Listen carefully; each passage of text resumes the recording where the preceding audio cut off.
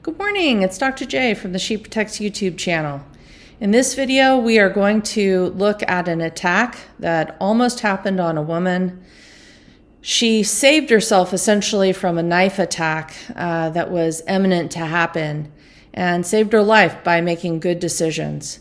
In prior videos, I've stressed the fact that safety is about 80% mental. It's what you're doing up here, and about 20% physical. You do need the whole package. You should train your body as well as your mind. But this is a scenario that we've all been in, that we could all have been in terms of she was going to undergo an imminent knife attack.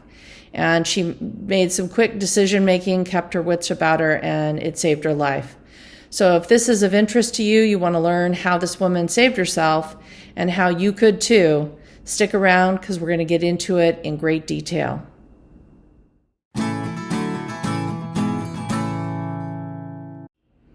So I'm going to set the scene here. We're not going to use the woman's real name, but we'll call her Michelle. So Michelle has trained. She's trained in firearms. She has her concealed carry.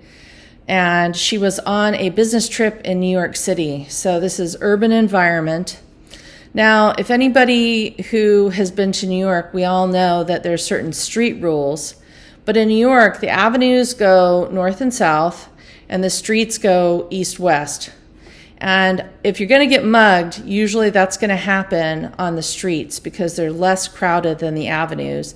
The avenues are your main routes of transportation in New York, and then people peel off left or right, east or west, to make a turn to either, that's where most of the housing is, and so the brownstones, things of that nature that people live in their residence.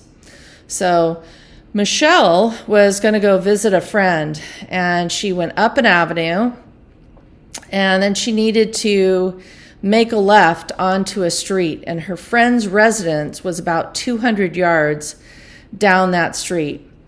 And this is taking place at night. So normally in New York, in any urban environment, you don't want to be alone. So crowds are your friends. And this was probably at about 7 o'clock at night. So there were a lot of people around on the avenues, but she really doesn't know when she makes a left to go to her friend's house on the street who's going to be around.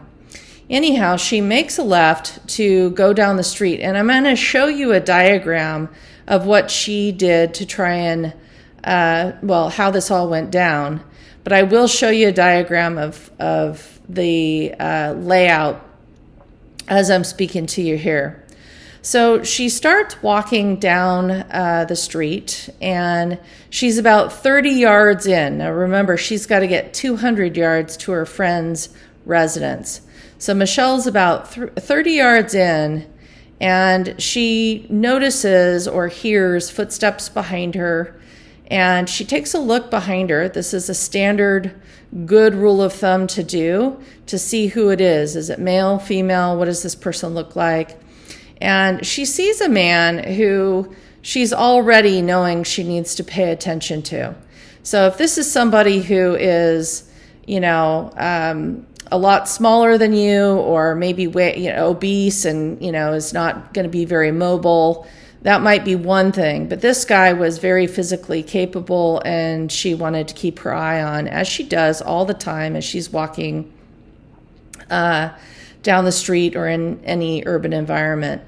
So she has her senses about her. She's aware that he's there. She lets him know when she looks over her shoulder that she sees him.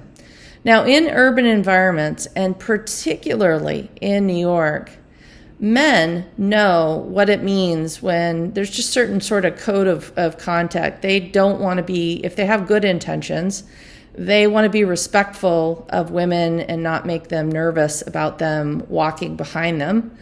And so oftentimes if a woman looks behind or over her shoulder at a man, the thing for that man to do, if they are not a consequence, is maybe slow up a little bit so there's a little bit more space between them, or maybe he'll cross the street to let her know, hey, I'm not a problem for you, things of that nature.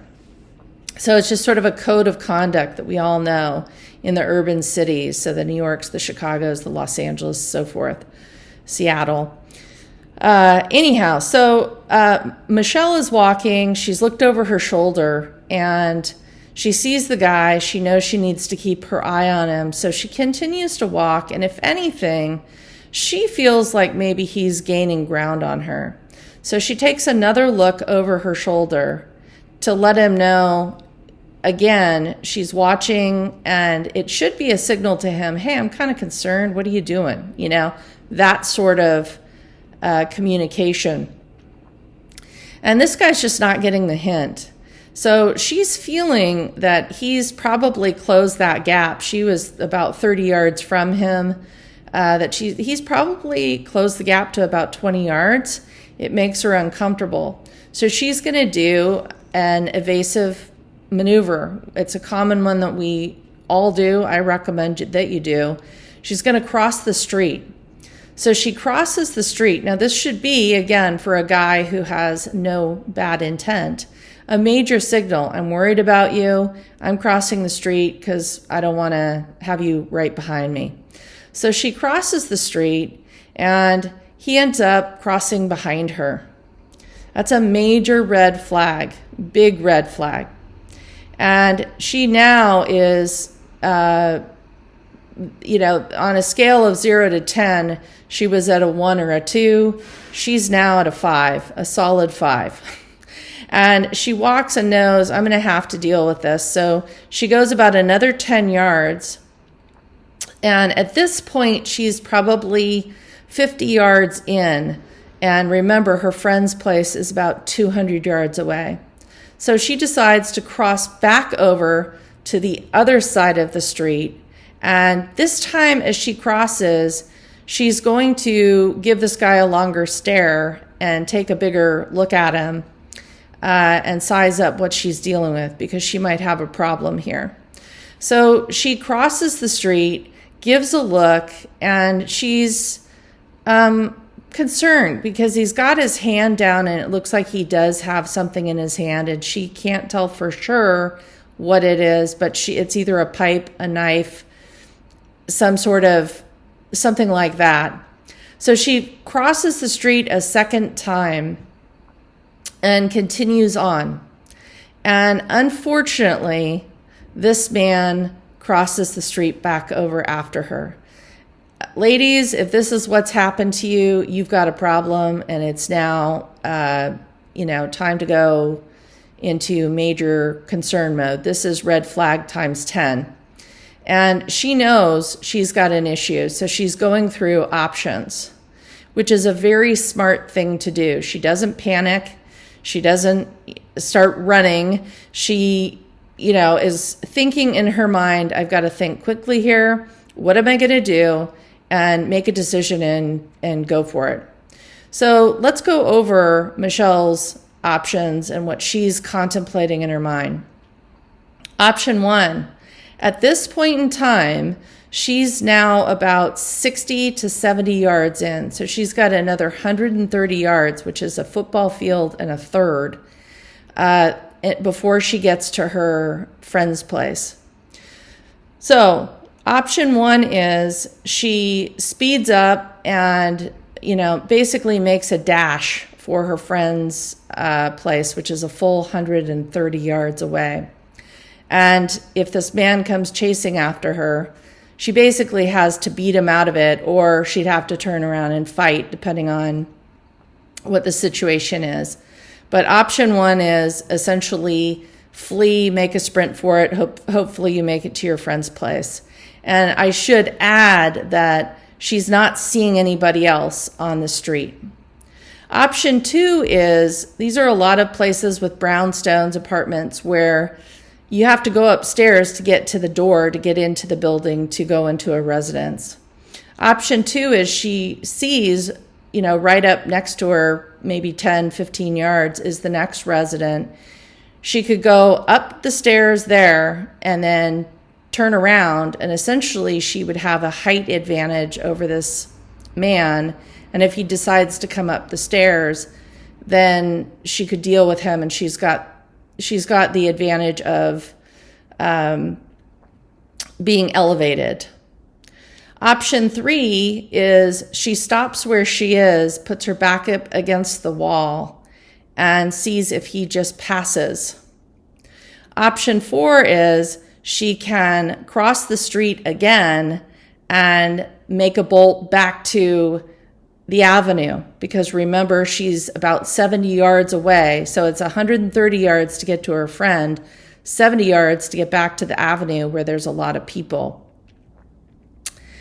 Next option would be that she can just turn around and face the man and say, look, why are you following me? While they're still a good 20 yards away from them, right?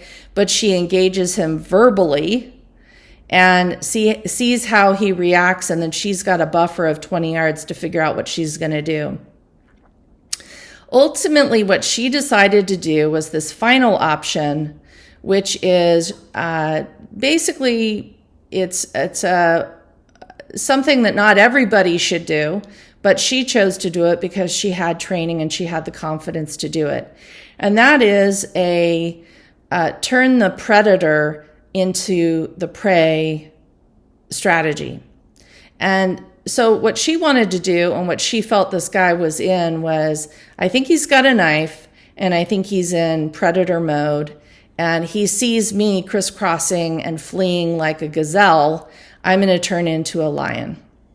And so she turned around. At this point, she's got about 20 yards, and she turns around, looks him straight in the face, and starts walking directly towards him. Now, stick with me here, because this is not for everybody. So you have to gauge your own situation. But for her, Michelle is relatively physically fit. She's not, an Olympic athlete, but she's in decent shape. She has training. She is got a concealed carry, and as a matter of fact, she is armed. So she's made the decision based on the tools that she has to turn this predator back into the prey mode and get him out of prey mode. She's going to be the lion now, or lioness, depending on how you want to term it. So she turns and does a 180, which surprises the guy, which is what she wants. She looks him straight in the eye, and she gives him a look of, if you give me a problem, I'm going to drop you. It's going to be over for you. Because remember, as I've talked about in prior videos, a lot of predators some are planned, but a lot of them are opportunistic. This would be what we call an opportunistic hit. This guy has followed her from wherever she was on the avenue, but he was probably just waiting for her to make the turn on the corner, because he knew he was going to try and take somebody down. He's looking at her as the gazelle, the prey item. She's now turned the corner and is saying, I'm a lion or a lioness. So do you want to deal with this game? Do you want to go here? And her attitude was this. Starts walking very confidently towards him. She's looking at him straight in the eye, like, if you go here, you're going to have problems. And then as she's about 10 yards from him, she peels off at about a diagonal 45 degrees, keeping her body turned towards him, her face at him, and she slowly puts her hand in her pocket, which is where her firearm is. And it's a code to him. He doesn't know what she has in her pocket. Does she have a knife? Does she have mace? Does she have a gun? Does she have nothing? Is she bluffing? But is he willing to take the risk? And in this case, she did this maneuver because she had the tool in her pocket of a weapon that she knew how to use. And if he approached her with his knife, she was going to drop him. She would stop the threat and deal with the confrontation at that time. I should also note that she had taken her phone and put it into video mode, and she had a jacket with a breast pocket, and she turned the phone so that she put the phone in her breast pocket. So she was videoing everything that was going to happen. Really smart move. So that if there's any issues, if she did end up having to shoot this man, if he pulls a knife on her, it's all documented. You can also rely on the fact that in an urban city like with brownstones, almost everybody has a ring cam. And so police could take information and documentation from there as well. But she knew after she crossed the street the second time, she knew this is probably going to go down. I'm going to have to do something about it. And she wanted it documented. So she was very smart to get that phone on, put it in her breast pocket. So the camera was recording pretty much what she was doing.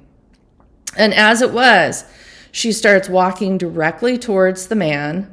She gets again to about 10 yards from him, peels off at a 45-degree angle. Why did she do that? She wants to increase the space and give him the option of walking straight by her without it looking, too strange. But she wants to increase the space, give herself a buffer and reaction time. With the firearm in her pocket, she said if she had to, she would have just shot right through her jacket at the man and never even shown the gun if she didn't have the time to. But if she was able to draw out, she was ready to do so. And as it was, what did this man do? He looked at her and then he looked away and down and he just walked on by. So and he put his hands in his pocket, or the one hand with whatever it was that he was carrying, he put back into his pocket. And she feels 99% sure that what he was carrying was a blade of some sort. So hats off to Michelle for very good, astute decision making that most likely saved her life. And it's something that I like to cover, these scenarios that I feel are worthy of making a video about, so that we can all learn from this. No matter how much training you have, whether you're starting from the very beginning or whether you have years and advanced skills, you can always learn from somebody else's scenario and what they did and how they, not only learning what the predator was doing and how they, the maneuvers and tactics that these people use, but also Michelle's tactics, good decision making, and how she got herself out of a very bad situation. So I hope you found this video helpful. If you did, please hit like and subscribe. It really helps the channel. And if you would like to share your own experience, I put in the description below the email for the channel, which is info@sheprotects@gmail.com. I welcome you sending over details of your experience. And until the next video, thanks for watching. Have a good day.